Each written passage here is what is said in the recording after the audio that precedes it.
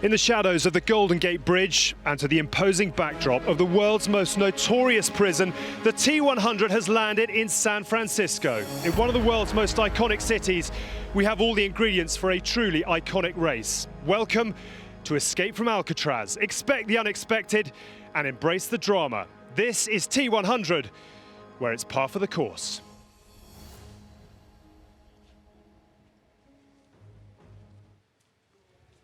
Previously on the T100 Triathlon World Tour. In Miami, a woman named India Lee announced herself to the world. And she has just stunned the world. India Lee wins first ever T100. While the Great Dane, Magnus Ditlev, shredded the men's field and heralded a new era. Magnus Ditlev, the first ever winner of the T100. Then on to Singapore. Brutal heat, humidity, and imminent threat of lightning. But it was the queen of 2023 who struck at her first race of the T100 season. Ashley Gentle kicked ass in Asia. And right now, this is a beautiful moment. She's done it. And what a smile. And then another new name, a wild card, Yuri Kulin, pushed himself to the edge of human endurance to win his first ever T100. But in Yuri Kulin's eyes, he came here to win, and win he has. He crosses the line, he has won the T100 Singapore, the biggest win of his career. He collapses. Who will tame the sea of Alcatraz in the hills of San Francisco?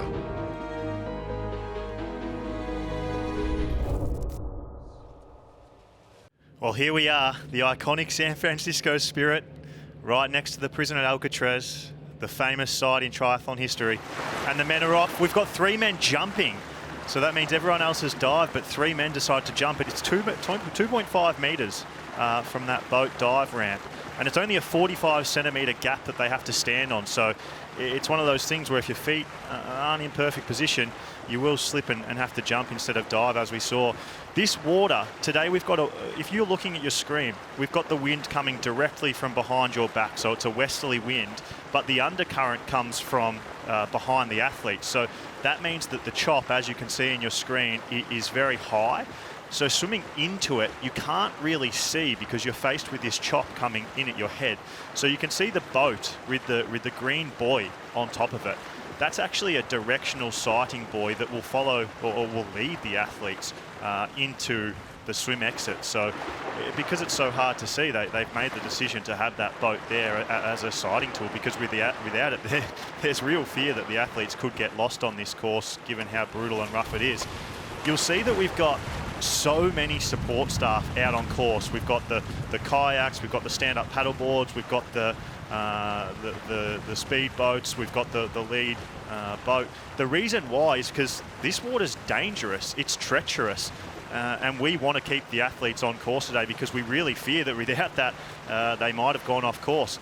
You can see that the athletes, they're all wearing gloves, booties and thermal caps. That's compulsory today due to the conditions. It's really cold out there. The water has floated between 12 and 13 degrees all week and is that on race morning as well. And we're now joined in commentary by the 5-time world champion, 3-time Ironman world champion, 2-time 70.3 world champion, Olympic gold medalist. What hasn't he done, Jan Frodeno? Good morning, everyone. What a morning it is, seeing all these guys in the bay and finding the conditions, being guided. It looks pretty choppy already.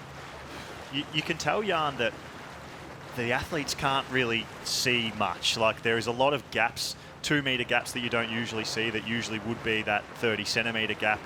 You can see that Mika Newt is right there in the front group, as is Jason West. The front group has sort of splintered very quickly, but then stayed pretty similar. Like, we've got about 10 athletes over the first 20 meters.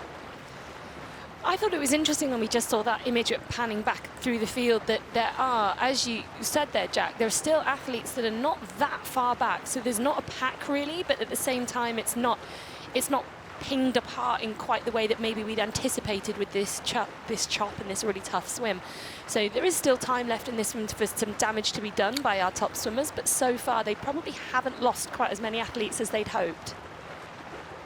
you can see that Aaron Royal really has separated, and they've now got probably at least a 15-second gap back to third. Yeah, it's amazing. You can see him looking up and struggling to sight. That is one of the things that Andy Potts mentioned to me earlier, is that current that pushes in seems to separate people. And you can see it very well over here, that people get separated sideways. They don't get separated. And it's crazy. This is something we haven't seen. These guys are heading straight for the rocks. Yeah. Somebody has realized really they're going the wrong way. And that is, I think, more the camera angle. I don't think they're that close. But Andy did mention it's the current that just pushes you to an unknown where you're trying to get out. But I think these guys have seen the beach, and you can see Ben Canute actually here taking the line very late, because these guys want to touch the sand as fast as they can, and they are way back and going to be out first. That is Ben Canute, actually, who wasn't off the front. And Matthias Margier with him, is it? It's very tricky to tell from here. But now they've cut that swim short because of the conditions today. You can see the tide is fairly low, which has allowed them to get that advantage. And the front swimmers didn't realize that. They went out and were looking for the swim exit, but the actual chance to get feet on the ground, which is going to be much faster than any swim, any time. Race smart, you have to say. You have to read the conditions. It's tricky, you know, it's been perfect weather today. It's foggy and a little bit misty. And we've got our first timings in with Rico Bogan, actually. There we go, the young 70.3 world champion out on the feet of Ben Canute.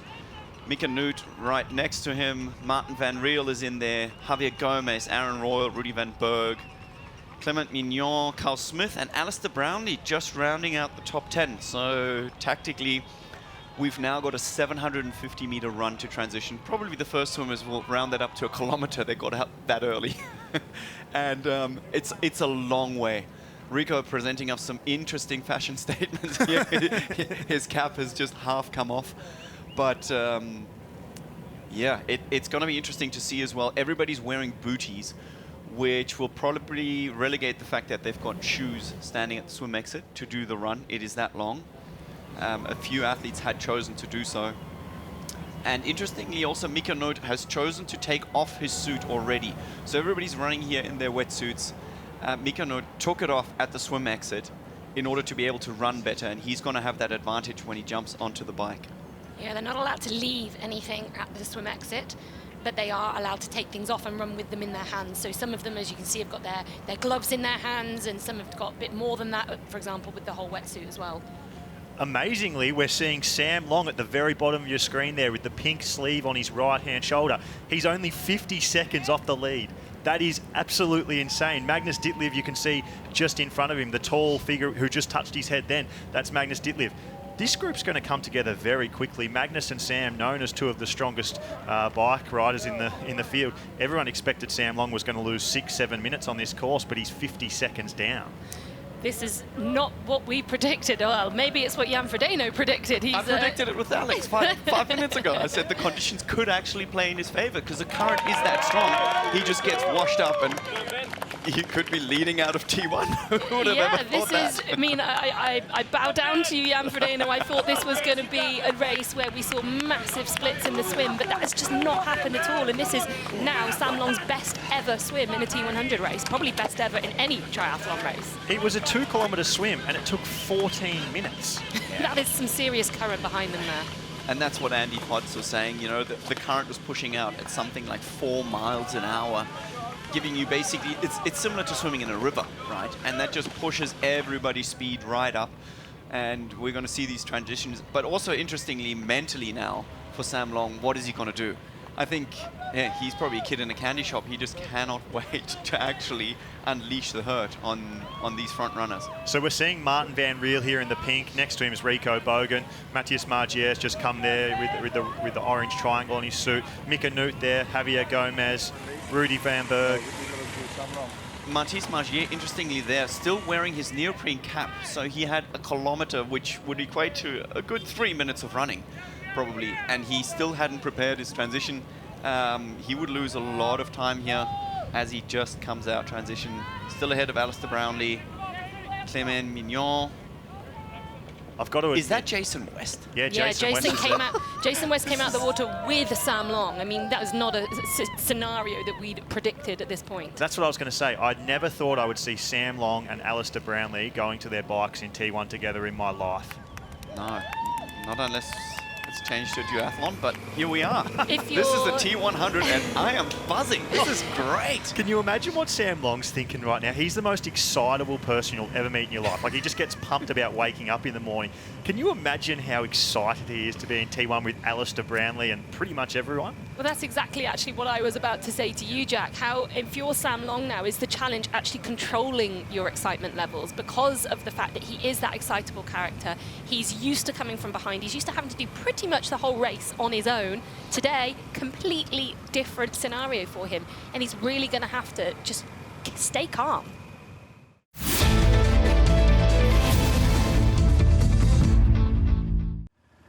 And as we thought, Kyle Smith, gosh, this makes my heart sing.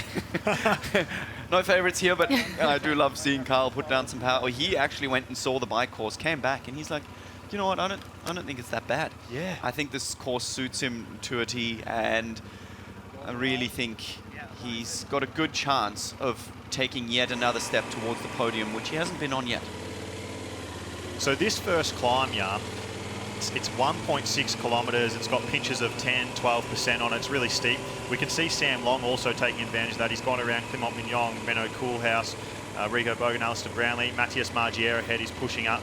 I know we're seeing it, but I still can't believe it that we've got Sam Long here with Matthias Margier and Alistair Brownlee easy on the bike course, early on the bike course. And to your point, Jan, so this is the corner we just saw Kyle Smith take as well. So they're probably 30 seconds ahead of Sam Long here. So he is a little bit off the lead, but God, so much closer than you would have ever expected. Oh, this is tricky. Oh no, technically that's very tricky what he's done. He's attempted a pass and he's fallen back.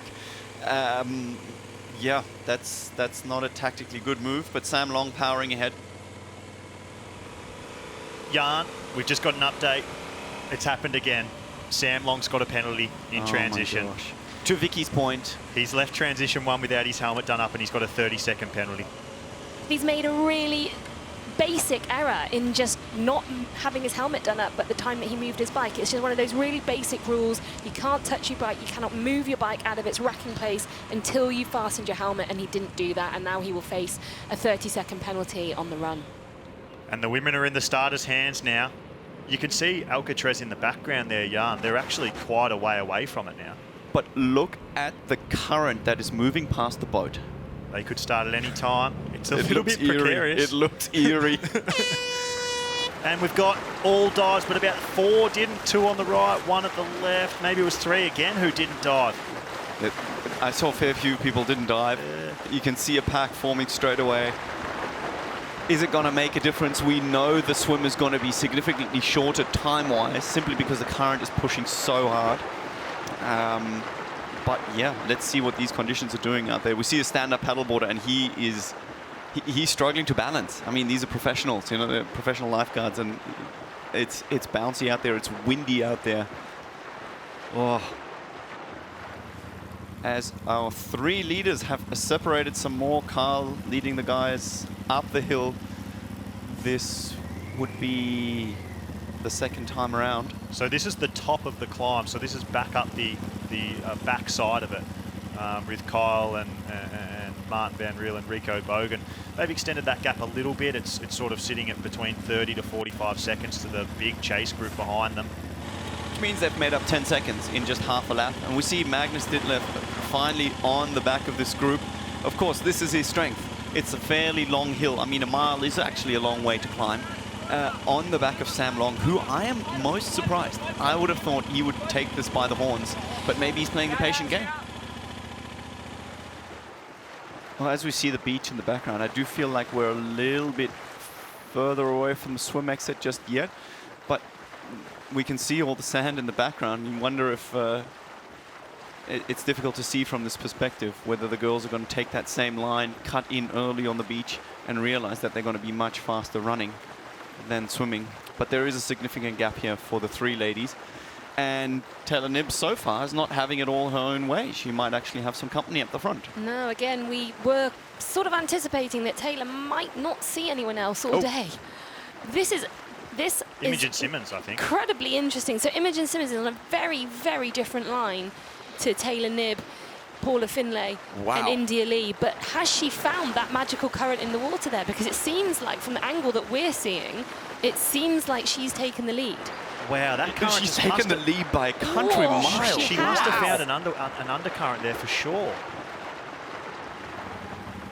Sam Long coming through, but again, it's not the Sam Long we probably expected to see tearing through the field. So far, he's either, you know, playing it conservatively, but I did also mention earlier on, he's done a lot of racing this year. He has done some very intense schedules. And, you know, someone like Martin Van Riel, Javier Gomez, these guys, they're starting to come into form. Traditionally in triathlon, we're used to peaking in kind of October. Imogen Simmons has played an absolute blinder there in the way that she's found the current and headed straight for shore. The tide is just a huge factor that's come in and pushed the water out, and it actually looks like, yes. Here Whilst the girls, they're not even close to aiming for the shore yet. I think Imogen's already running. As you said that, Taylor did seem to just adjust her position a little bit and start heading straight for shore, but maybe she's realised, too late in fact, but maybe she's realised that she's taken slightly the wrong line. Imogen Simmons is known for her IQ, a very smart person, so not actually that surprising to see. Quick look back there, maybe she wasn't expecting to see no one in front of her, and in fact everyone, including Taylor Knibb, behind her at this point. Fortune favours the bold, and we have Imogen Simmons leading the swim. Oh, this is fantastic.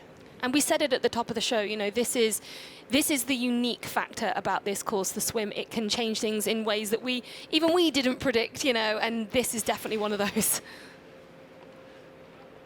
You can see the gap that Imogen Simmons has built to Taylor Knibb in second is quite big. We've got India Lee behind her, and then you could see that Paula Finlay and Kat Matthews were there as well.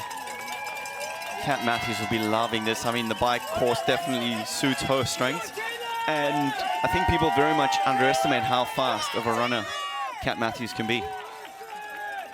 Yeah, Kat's proven time and time again over middle and long distance racing that she is one of the very, very best runners in our sport. And Ash Gentle's here too. As close as this at this point in the race, that's going to be very exciting for her.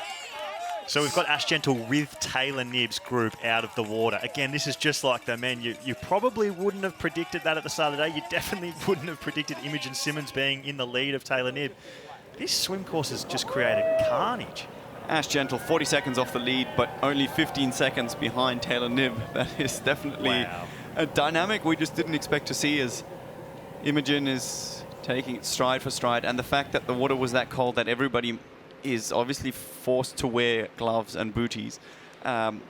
Everybody has decided to run without shoes, despite it being a long way. Not a single athlete yet has stopped to put their shoes on. They've decided to take the run in their booties instead, which I think is a smart decision. I think you've got that little bit of protection for your feet with the booties, just if there's any gravel or bits on the ground. So no, everybody is actually just going without the trainers that they left down beside the swim exit.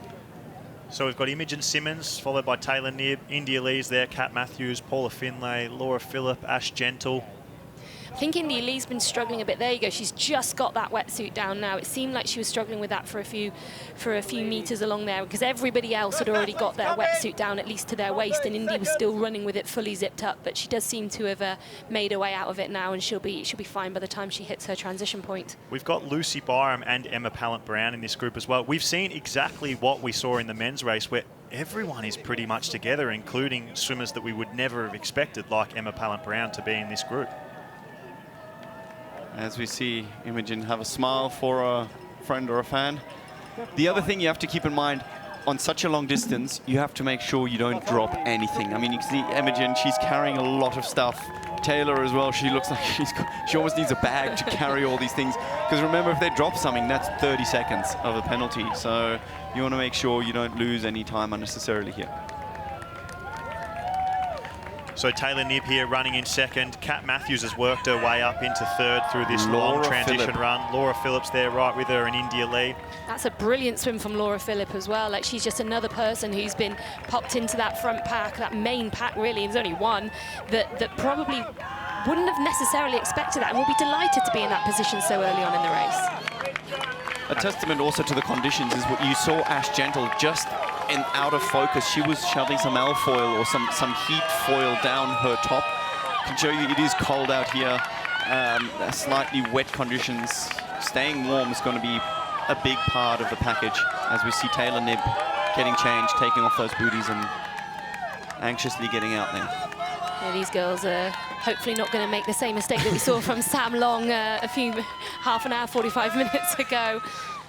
Hopefully a bit cleaner from all the ladies through transition. So this is a huge opportunity for people. We've seen Taylor Knibb, she often comes into transition with a select group, maybe 1 or 2 swimmers, someone like Laura Brandon or Lottie Wilms, for example, but rarely do people like Ashley Gentle and India Lee and Kat Matthews, Emma Pallant-Brown, Paula Finlay, rarely do they have the chance to try and go with her out of T1. But that's the opportunity they've got today. Everyone talks about Taylor Knibb as being able to put minutes into everyone else on this bike course, but now these women, they've got the chance and the opportunity to try and stay with her if they want. Yeah, they can see her getting onto the bike, which is just what not normal for us in these races. You know, she's normally gone from the gun, and I, for one, thought that could actually happen here today, but it's not played out that way, and it could really change the dynamic on the bike.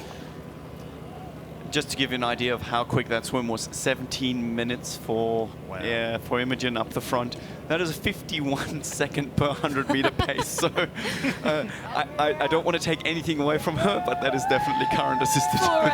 For reference, for our non-swim buffs watching, that is world record pace. That is well under world record pace. For simply a 100 meters in the pool. So that is how fast we're talking about these swims are. So yes, definitely a very strong current assisting them back to shore today. Grace Tech having a bit of trouble getting out of T1 there, Jan, but we're back with the leader, Imogen Simmons.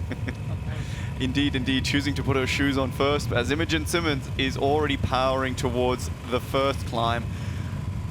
I think she's going to relish in this course.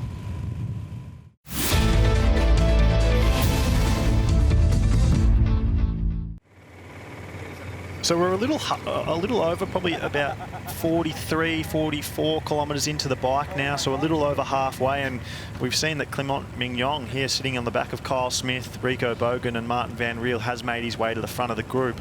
I'd be interested to know, and what do you guys think? Has he picked up the pace, or is this pace from Martin Van Riel and Kyle Smith and Rico Bogan just slowed off just a little bit to allow him to get back?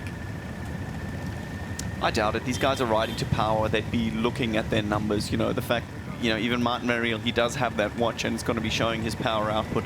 They try and stick to their numbers. Maybe the first lap or so, you're a little bit more excited. Well, the line and the pace, this lady is taking Taylor Knibb off the front. She certainly doesn't have to worry about it. I mean, I'll be very keen to see her first split after a lap and how much time she's put into the next ladies. But again, this is something where I almost fear some of the slower men are going to have to watch out that they don't get caught. Oh no, what's going on here? Aaron Royal has handed his bike over the fence. Something's not gone right. He doesn't look hurt. That white suit still looks intact, so he hasn't crashed. So behind the scenes, Aaron did get sick last weekend and he has been carrying a flu all week, so he was trying his best to get over it, but clearly has gotten the better of him in these conditions. I think if you've got sick 7 days ago and then flown all the way across to America from Europe, for him I think was about 14 hours-ish, and right. And clearly just not quite over it, so he's had to DNF, unfortunately. Kat Matthews' entry into this race is also really interesting. She was not actually originally due to race here. She was in Hamburg last weekend, but she's had a very quick turnaround, just 6 days from being in full race mode in Hamburg. Oh no, you're kidding. You're kidding me. Please, not again. She's dropped her chain. Oh. And the chain's back on now. Okay, that was pretty swift. Not right. ideal, but pretty swift as we see Laura Phillip round that U-turn. She's just going to overtake her as they get onto the bikes here. But yes, that's unideal, but she did deal with that pretty fast. Back to Mathilde Magier, going off the front with Clément Mignon, and this is what I've been waiting for. It really surprised me how Mathilde is playing it quite defensively, but he's obviously had enough and realizes if he wants to be on the top step, which I know he does, it's time to take a bull by the horns. How much damage can Taylor Knibb do? I do think she's best sorted to this course, but I did not think she'd put 3.5 minutes in 2 laps. It's 4 minutes on Ash Gentle now. How is she so much better on a bike than everyone else around her? I'd love to know. It makes it look like the women around her aren't that strong, but these are the strongest time trialists in long course triathlon. You said it, Vicky. Paula Finlay, just like Taylor Knibb, won her national cycling road time trial championship. She won against professional cyclists, and Taylor Knibb's put 3 minutes into her over 30k. It is mind-blowing. It's absolutely mind-blowing. And you know, at this point in the race, we ask the questions, has Taylor gone out too hard? Is she pacing this correctly? Like, what's her strategy being? But I still find it hard to believe that she's not playing it within the realms of the power data that she should be pushing to. I believe she's probably pushing exactly what she's meant to do at this point. And let's see what Yo brings to the show today. Yeah, I'm intrigued because up until this point, you know, when we saw him have that phenomenal swim and come into transition in touch with the leaders, we sort of expected to see him go right to the front of the bike and just say, see you later, everybody, and I'll see you at the finish line when I've won. But that hasn't happened, and that could be for one of 2 reasons. It could be because he's decided he actually doesn't need to put down the power on the bike that he has done in other races. He doesn't need to play catch-up. He can play it smart. He can control the bike and unleash on the run. That's the fascination here. Has Sam Long got it all together on one day, or is the day of his best swim perhaps not the best day for his legs?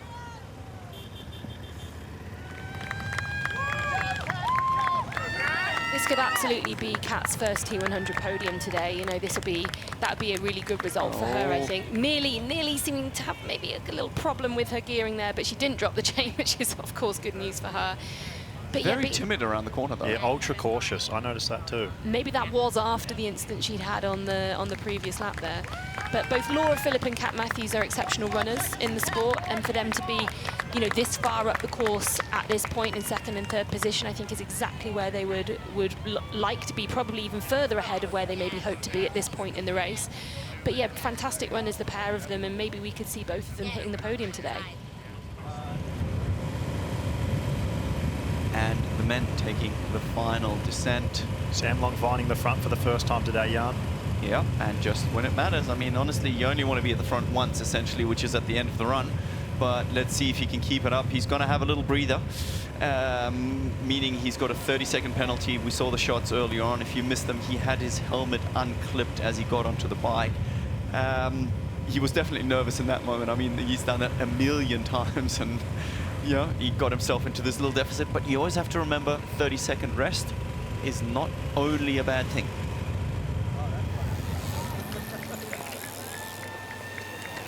We're coming into T2 here, and Vicky, I don't know if you know this, but we've got probably the world's leading expert in transition 2, Jan Frodeno. No one's better at telling us what we see. Jan T2 Frodeno. All right, here we go. Sam Long actually building a nice little gap. You know, these are little seconds, but he's gonna have a rest, and in that rest, he's actually allowed to take on nutrition. As we see Mathilde Magier, Carl Smith coming in there, Clément Mignon, Rudy von Berg, Rico Bogan, Mika Noot, Martin Van Riel, leaving himself right to the back. For the helmet. Obviously confident. So Sam Long is deciding to get changed first, or maybe he's just taking his penalty a little bit later. Yeah, well, Patrick, head of operations there, he would have maybe been delivering the message. I'm not sure what the conversation would have been. But you could hear them talking there. Okay, so we've just had confirmation he can take it anywhere, meaning he's probably going to try and get a lap or 2 in his legs and create a gap there, as Kyle Smith, here we go, has had a blistering transition. He's straight on his feet. And Sam Long, yeah, deciding not to take that rest straight away. Yeah, that's interesting. And Carl Smith is running really well at the moment. We saw him win a race in Chamarine just a couple of weeks ago where he ran through from a strong bike, but ran through to the front of the race. And the way he's running right now, he's sort of leaving Sam behind. So Kyle Smith at the European Open last year, he was in a very similar position in a battle off the front where he ultimately took the lead 5K into the run. He said to me he wants to do that again, except hold it for another 13K. And he was always going to come and run aggressively at the start and try and hold on. But to see him run away from Sam Long out of T2, it's still like pretty crazy to actually watch it happen. Oh, Alistair Brownlee, he's throwing, well, I wouldn't say he's throwing his bike, but he probably dropped it. He's not Dropped looking like in a world of happiness. But I think the train has left the station in terms of Alistair making it to this front bunch. Kyle looking very controlled at the moment. We'll see what happens if Martin can close that gap. I honestly think he will. And Kyle Smith has missed the littering station, so he's just gone back to get that. So let's clarify that rule. That must go inside the bin. It's not allowed to go on the ground, or it is littering. Yeah, there is a littering zone, and then there is also the bin, and the only thing that is allowed to go on the ground is drinks. Oh, that's really... I think that billboard you can see beside the bin is probably where the littering zone ends, and so maybe he felt that he was just too close to that. Well, you want to make sure you don't get disqualified, but I mean, you also want to make sure, you know, he's just basically given his lead away to Martin Van Riel, but let's see what the two can do together once they start. So we can see that Sam Long has chosen to take his 30-second penalty here. Coming out of T2, he was in the lead with Kyle Smith and Martin Van Riel, and you could see that he had dropped back quite a bit, almost the better part of 30 seconds, and now he's out of the penalty box with that extra 30 seconds. So he's going to find himself about a minute, maybe a little bit more. So he's got a lot of work to do, but he has had the two fastest runs so far in both T100 races. So he gave the thumbs up to the crowd. You can see he's still excited and pumped and mentally in the race. Can he make up that minute deficit? Rico Bogan looks, at least from this camera perspective, like he still wants to throw his hat in the ring. And we haven't seen this kind of dynamic in the race, like especially this kind of later of a stage. It's building to be a great grand finale. I mean, the pace is picking up. We're getting close to the finish. And right now, the adrenaline is building also in these athletes' minds. They're going through the various scenarios as we're coming in. Taylor Knibb is not having those exact same worries. But, you know, I'm building adrenaline here as they're coming. Yeah, Taylor Knibb's not going to have too much company in transition, is she? She's going to be long gone before we see the next athletes. But this is where the action's happening right now. Strung out, 1, 2, 3. You can see already here, now they're picking up the pace and they're fighting for the apex line on the inside. No, they just want to make sure they've got the shortest line. I think they're picking it. Rico's going early. This is way out. I mean, this is going to be a long way to the finish still. There's still about a K to go. Rico Bogan's made his move. You saw Kyle Smith come up the inside. Rico Bogan didn't let him have it. He put in an extra move. And right now, Martin's not giving him an inch. Not an Nothing. inch. He's not playing it tactical. Now he knows this is the deciding moment. And it's all for gold and glory. Kyle Smith came back up. He's overtaken Rico Bogan. Rico Bogan looks like he's hurting. He looks like that effort really hurt him and took it out of him. Is that his youth showing again there, as you said earlier, Jan, with that potential tactical error of going into the U-turn for the attack rather than out of the U-turn? He went really early then, and maybe he spent a few too many pennies. We're within inside the final kilometre. Martin Van Riel sitting tight behind Rico Bogan. He has not left third spot for about the last 15 kilometres. Oh, is he going again? Here he goes again. Another move. T100 providing the goods. This is absolutely epic, literally. He's ragged, his arms are moving all over the place. It doesn't look smooth. His face is showing the exertion, the pain, but he's still Kyle Smith's gone. Kyle Smith's gone. Rico Bogan, can he hold on? He's made his third big effort to try and break the group, but it looks like he's the one who's being broken as they get to the blue carpet. Oh, my goodness. This is the final corner coming up right now, and Kyle Smith's going to lead into it, but Van Riel is right on his heels. Kyle Smith's gone. Kyle Smith is putting down the hammer. Oh, my goodness. This is the best finish we have seen. Rico Bogan's pushing up to Martin Van Riel. Can Martin Van Riel overtake him? Martin's coming. Oh, my God. And run for the first time in 15 kilometres. Martin Van Riel's seen the front of the race. The finish line is in sight. They're side by side. Kyle Still Smith, side Martin by Van side. Riel. Martin Van Riel's in front. Martin Van Riel, Kyle Smith. Kyle Smith. Oh my goodness! We are going to need an extra camera angle. I think Martin Van Riel. I think it was Martin Van Riel. Oh, wow. That's the effort. That is the effort of T100. And we are sat here, or stood here, unsure of who has won a T100 race. For the first time ever, we could not have had a better finish to that race. That was extraordinary racing from three classy athletes. That's the best race I've ever seen. That's the best race I have ever seen.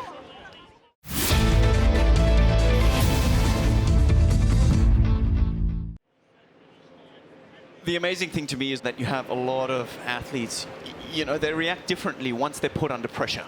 It's one thing to walk through a race and win it with 2, 3, 4, 5 minutes, but when it's to the wire, to show that mental tenacity, that's just amazing. As we see Taylor Knibb in a league of her own right now, let's be honest, she's way out. Is anyone else on the run yet? Yeah, just Kat Matthews. Here we go. There we go, Laura Phillip, third onto the run then. She's a minute behind Kat Matthews, roughly. So Kat Matthews about 5 minutes down, Laura Phillip about 6 minutes and 15 seconds down. We've got Imogen Simmons a further 15 seconds or 20 seconds at about 6:40 behind in fourth. Oh my God, I'm still buzzing. I know. That finish was too much for me. I need some sugar. I've gone. We need to regroup. We've got another race on, guys. We do. People wouldn't have seen it, but me, Vicky and Jan, we're sitting here at the commentary booth. We've been sitting on seats the whole time, and then I looked around at the finish and we were all standing up on our seats with our arms up in the air. It was... Let's be honest, T100 has just provided us with probably one of the greatest finishes in any... At this level? At this level, at this distance, for sure. But point blank, that was one of the greatest races I've seen. Jan, you called me out on it. I like to say that everything's the greatest I've ever seen. I've stopped recently because I was saying it too much. I just love triathlon so much, but that might be the greatest finish I've ever seen.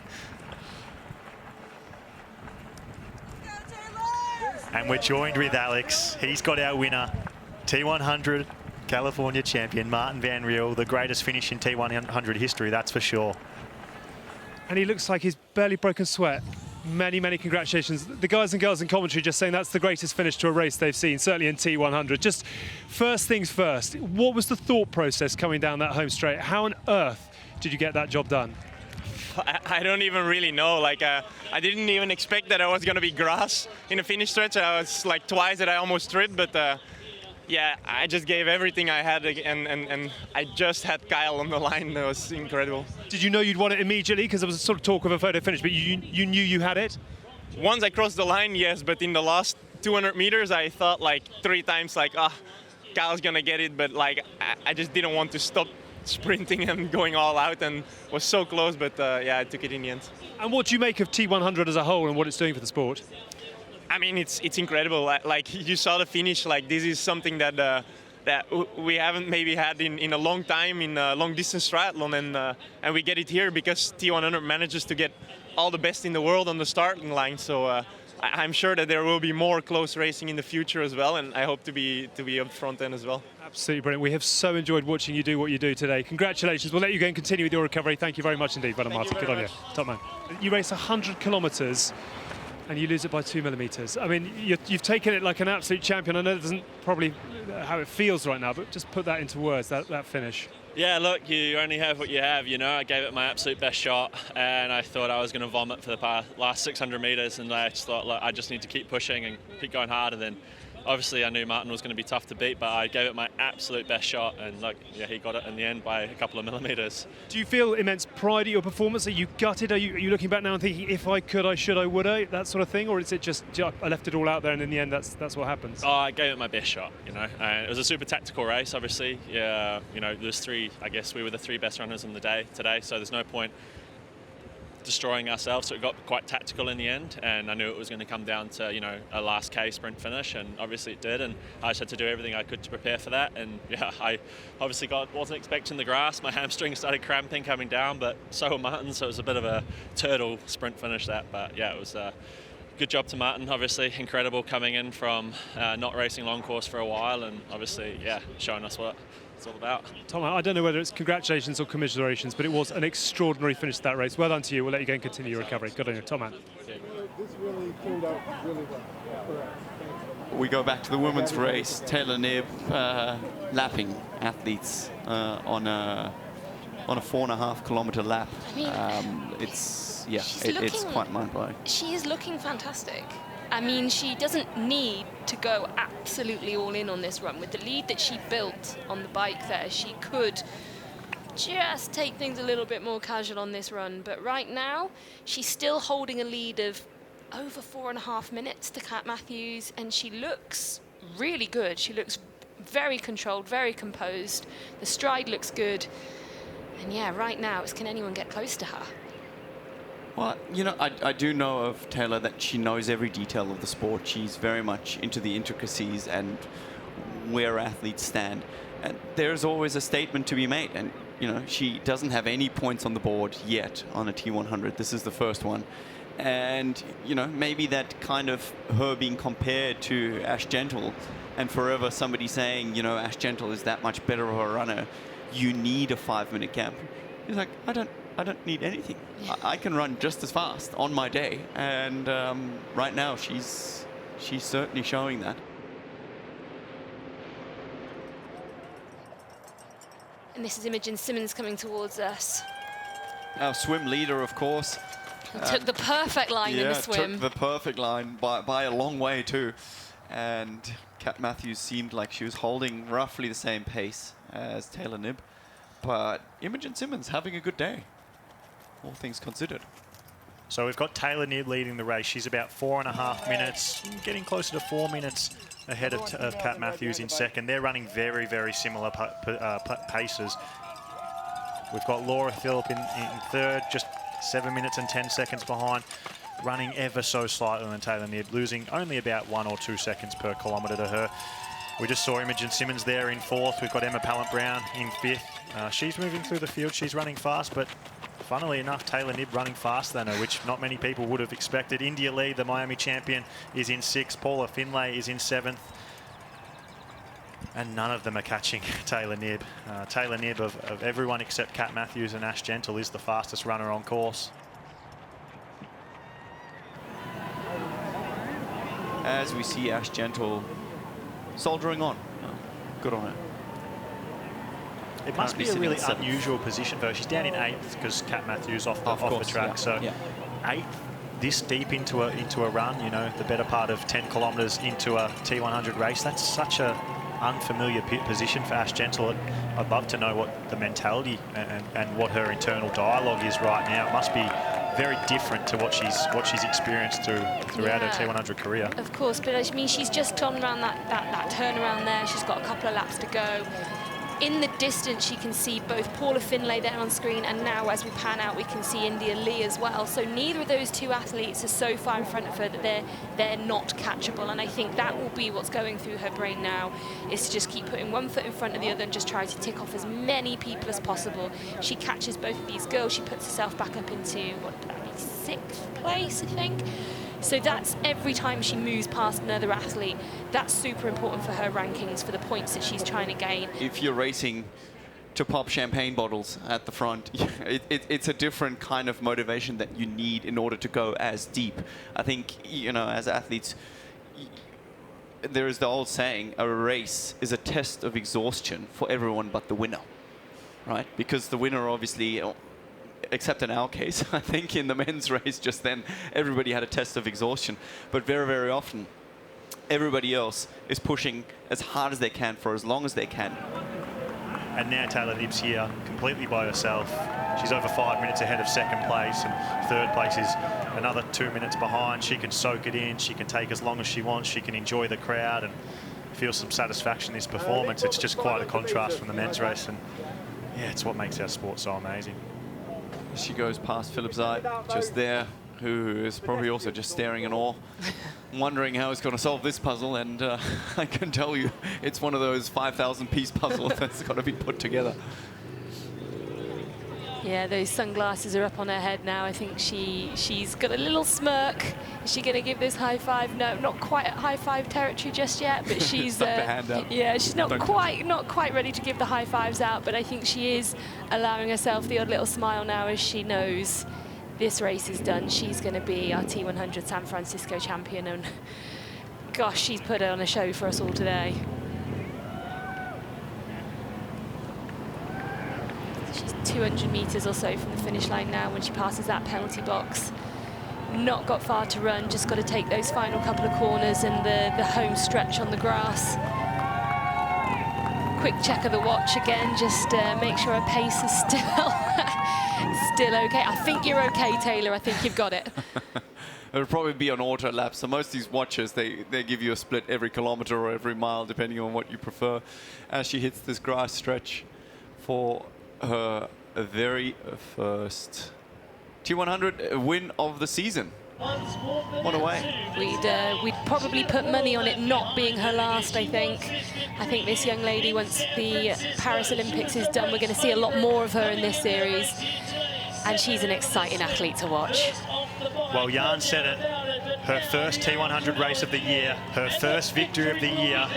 We've used the word dominant. I don't think it does it justice. Taylor Knibb is proving to the world, to herself, to everyone watching today, she is the best athlete in the world over the T100 distance, and she has completely dominated from start to finish today. Taylor Knibb, our T100 San Francisco champion, there are no words. In San Francisco, the first win in the T100, Taylor Knibb. She's gonna... Very impressive. She does, personally, I think she's got another lap in her. Look at her. Yeah, she's gonna soak up all that applause now. This is the best race of Kat Matthews' career. Second place to a flying Taylor Knibb, the only person in the same planet as her. You can see the expression on her face. She is stoked with this race. She's fist pumping the air. She couldn't be happier.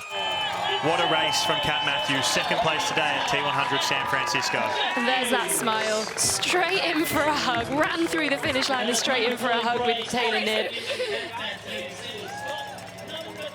Laura Philipp, her debut T100 race for 2024. Third place today in a stacked field. Taylor Knibb winning, Kat Matthews second, and Laura Philipp third. I don't know if many people expected this from Laura Philipp today, but she's proving to the world again she is versatile. She can perform over any distance, over any course, and today, the brutal conditions of San Francisco, Laura Philipp, well done. Yes, dominance, one word, supreme, total control. Taylor is alongside, big smiles as you cross the finish line. The headline writers will say that that looked very easy indeed. How did it feel? It did not feel easy, but it's a great course and atmosphere out there, and I was very grateful to do this race today. Absolutely brilliant. Like the adversity for you came on the swim course. That was the only time we didn't see you in the lead. Take us through the swim. Well, so the swim, I'll fight you, Jan. I don't have a loud enough voice, but yeah, the swim, I dove in probably a little late, and then they were just like bodies. And one thing I had been given the advice of was that you dive into this water and everyone disperses. That didn't happen, but it was just like get to the end, figure it out. And I think it was Imogen, she got like 30 seconds on everyone. I'm like, oh God. But I'm like, I think seeing the men really helped because I was ready for everyone to be there. And so it's like a new opportunity in terms of you don't always get everyone out in the water at the same time. And so then I was on the bike, I was like, I need to make sure what 20 meters are. I have 45 seconds to pass. And then once I was in the lead, I was just trying to I wasn't descending well, I wasn't taking the corners very well, but I was trying to be better each lap. So I think on the 5th lap, I finally nailed the one turn into the curve, uphill. Listen, well done to you today. We'll let you head out, continue with your recovery. Fantastic performance. Enjoy the moment. Thank you very much. Let's take a quick look at the men's results from today's T100 San Francisco race with the iconic Alcatraz in the background, which Martin Van Riel definitely escaped from today, winning our race in a sprint finish the same time as you can see with Kyle Smith and Rico Bogan in third, 3 seconds behind. That is, in my opinion, the greatest sprint finish I've seen since 2008, where Jan Frodeno won the Beijing Olympics. Magnus Ditlev, the robot, Mr. Consistency in 4th, Mika Nood in 5th, Matthias Margier in 6th, Rudy von Berg in 7th, Sam Long in 8th, Clement Mignon, the specialist on hilly courses, in 9th, and Peter Hemrich, again, not seeing himself out of the top 10 very often in 10th. Taylor Knibb was out in front in a league of her own. Kat Matthews, really strong. One of the better races of her career. She ended up only 3 minutes and 46 seconds down on Taylor Knibb. You can see the difference in the bike split, though. That was the story of the day. Taylor Knibb came into T1 with everyone else in the swim, but the bike was where she separated. And Laura Phillips, she finished third. Imogen Simmons in fourth. Emma Pallant-Brown in fifth. Paula Finlay sixth. Ashley Gentle, the big story of the day. It was supposed to be Taylor Knibb versus Ashley Gentle. Indy Lee, she won Miami. She was down there in eighth. Laura Madsen in ninth, and Tamara Jewett with the fastest run of the day in 10th. We promised you at the start the unexpected. It has been drama from start to finish. And at the end of it all, Van reels them in and Taylor too swift. We shall see you all in London. Enjoy the rest of your weekend. Thanks for your company. Bye-bye.